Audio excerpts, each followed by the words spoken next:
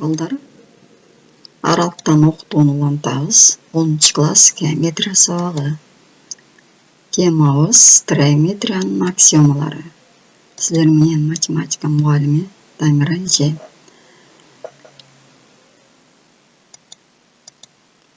Мектептин геометрия курсунан силер 9-класска чейин планиметрия бөлүмүн окугансыңар. Эми биз стереометрия бөлүмүн баштайбыз. Планиметрия деген сөз грекче метрио өлчөө жана жалпак бет же тегиздик деген түшүндүрөт. Ал эми стереометрия грекчеден алынган сөз. Стереос бул мейкиндик, стереон бул көлөм деген түшүндүрөт. Карайлы, тегиздиктеги геометрияда биз эмнелерди окуп үйрөндүк элек 7-класстан 9-класска чейин. Мына тегиздиктеги фигураларды окуп үйрөнгөнбүз. Чекит, түз сызык, үч бурчтук, квадрат, шоола, айлана, тегерек деген.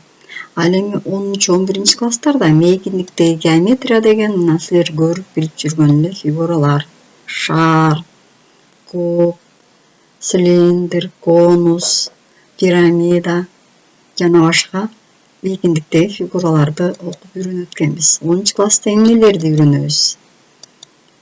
Стереометриянын аксиомаларынан баштайбыз. Андан кийин түз сызык жана тегиздиктин параллелдигин, түз сызык жана тегиздиктин перпендикулярдуулугун, мейкиндиктеги Декарттык координаталар жана векторлор жөнүндө окуп үйрөнөбүз. Баштайлы. Стереометриянын аксиомалары. Аксиома грекчеден келип чыккан сөз которгондо чыныгы, талашсыз дегенди түшүндүрөт. Стереометриянын аксиомалар системасы мейкиндиктин жана анын негизги элементтеринин касиеттерин баяндайт. Стереометриянын негизги түшүнүктөрү бул чекит, түз сызык, тегиздик. А чекити альфа тегиздигинде тиешелүү эмес дегенди түшүндүрөт бул жазуу символикалык. К, С кесиндиси альфа тегиздигинде жатат. П чекити альфа тегиздигине тиешелүү. П, К чекиттеринин ортосундагы аралыктын белгиси модул 2 сантиметрге барабар. Биз тегиздикти бир тамга альфа менен белгилесек болот, же болбосо тегиздикте жаткан 3 чекит аркылуу дагы кашаага алып белгилесек болот экен. Түз сызыкты дагы 2 чекит аркылуу, теги түз сызыкта жаткан 2 чекит аркылуу белгилесек болот, же бир эле кичинекей тамга менен белгилесек болот. Стереометриянын аксиомалары. Биринчи аксиомасы каалагандай тегиздикке карата.